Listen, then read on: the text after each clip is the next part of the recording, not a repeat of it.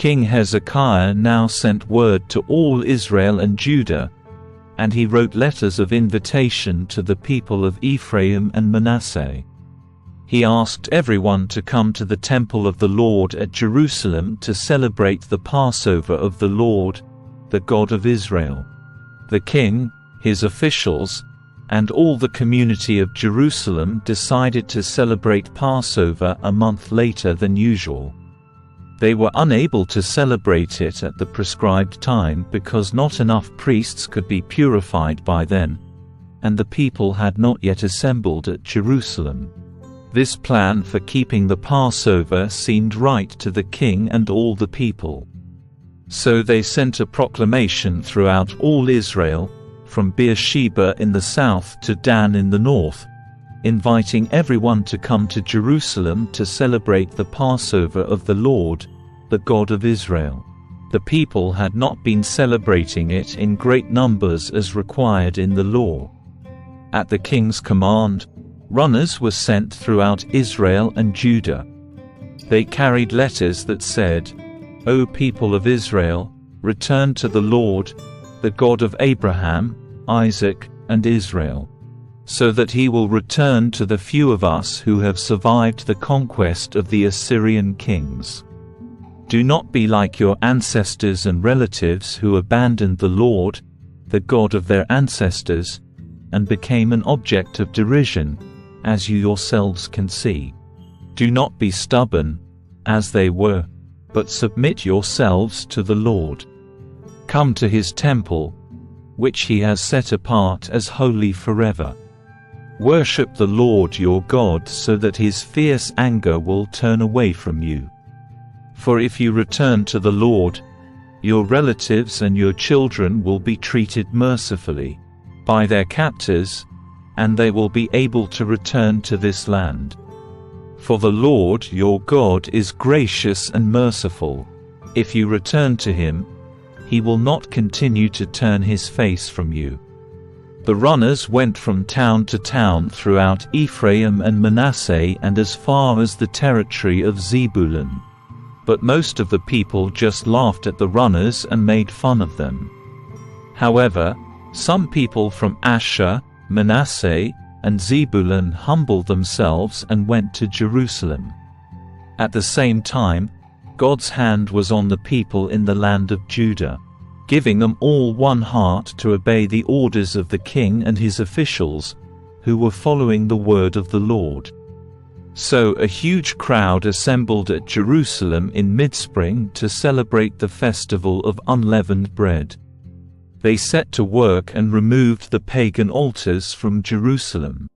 They took away all the incense altars and threw them into the Kidron Valley. On the 14th day of the second month, 1 month later than usual, the people slaughtered the Passover lamb. This shamed the priests and Levites, so they purified themselves and brought burnt offerings to the temple of the Lord. Then they took their places at the temple as prescribed in the law of Moses, the man of God. The Levites brought the sacrificial blood to the priests, who then sprinkled it on the altar. Since many of the people had not purified themselves, the Levites had to slaughter their Passover lamb for them, to set them apart for the Lord. Most of those who came from Ephraim, Manasseh, Issachar, and Zebulun had not purified themselves.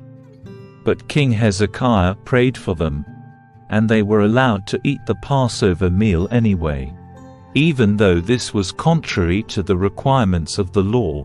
For Hezekiah said, "May the Lord, who is good, pardon those who decide to follow the Lord, the God of their ancestors, even though they are not properly cleansed for the ceremony." And the Lord listened to Hezekiah's prayer and healed the people. So the people of Israel who were present in Jerusalem joyously celebrated the festival of unleavened bread for 7 days.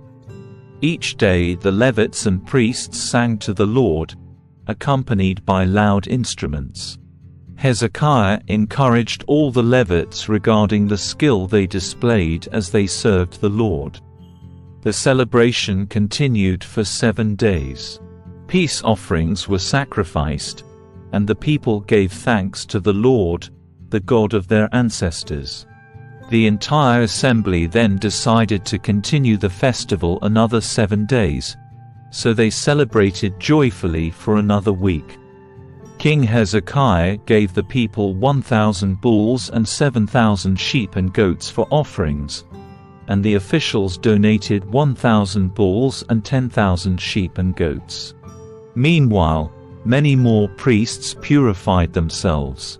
The entire assembly of Judah rejoiced, including the priests, the Levites, all who came from the land of Israel, the foreigners who came to the festival, and all those who lived in Judah. There was great joy in the city, for Jerusalem had not seen a celebration like this one since the days of Solomon, King David's son. Then the priests and Levites stood and blessed the people, and God heard their prayer from his holy dwelling in heaven. When the festival ended, the Israelites who attended went to all the towns of Judah, Benjamin, Ephraim, and Manasseh, and they smashed all the sacred pillars, cut down the Asherah poles, and removed the pagan shrines and altars. After this, the Israelites returned to their own towns and homes. Hezekiah then organized the priests and Levites into divisions, to offer the burnt offerings and peace offerings, and to worship and give thanks and praise to the Lord at the gates of the temple. The king also made a personal contribution of animals for the daily morning and evening burnt offerings, the weekly Sabbath festivals, the monthly new moon festivals, and the annual festivals as prescribed in the law of the Lord. In addition, he required the people in Jerusalem to bring a portion of their goods to the priests and Levites, so they could devote themselves fully to the law of the Lord. When the people of Israel heard these requirements, they responded generously by bringing the first share of their grain, new wine, olive oil, honey, and all the produce of their fields. They brought a large quantity, a tithe of all they produced. The people who had moved to Judah from Israel, and the people of Judah themselves, brought in the tithes of their cattle, sheep, and goats, and a tithe of the things that had been dedicated to the Lord their God, and they piled them up in great heaps. They began piling them up in late spring, and the heaps continued to grow until early autumn. When Hezekiah and his officials came and saw these huge piles, they thanked the Lord and his people Israel. "Where did all this come from?" Hezekiah asked the priests and Levites. And Azariah the high priest, from the family of Zadok, replied, "Since the people began bringing their gifts to the Lord's temple, we have had enough to eat and plenty to spare. The Lord has blessed his people, and all this is left over." Hezekiah ordered that storerooms be prepared in the temple of the Lord.